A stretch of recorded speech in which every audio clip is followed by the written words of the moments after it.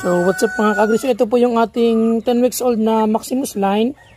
So ayan po, galing po yan kay Sir Noy Kaisip, yung fertile egg po nito. Kasama po ito nung aking mga pinupost po ng mga Maximus line dito sa aming backyard.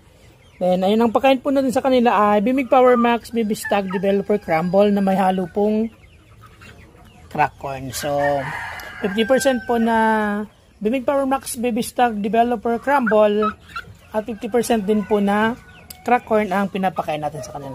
So and kung makikita nyo po, okay naman siya. Ayun, so 10 weeks old pa lang po. So may forma na yung katawan niya. Ang Bimig Power Max Baby Stag Developer Crumble ay para sa 22 days hanggang 4 months old na mga manok. At ito po ay merong proven nutrition. Meron po itong chromium picolinate, probiotics, organic selenium, vitamins and minerals. So kaya po napaka-solid na pakain po sa ating mga manok, hindi lamang po sa mga panabong. So ito po yung pinapakain natin sa ating mga special na manok. So syempre special na feeds para sa mga special na manok natin. So ayan po.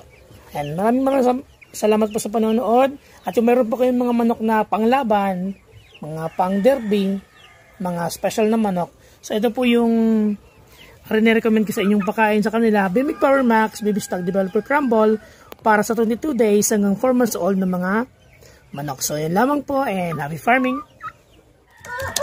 So and mga kagri, huwag po natin kalimutang mag-heart, follow, share, and subscribe. Thank you for watching!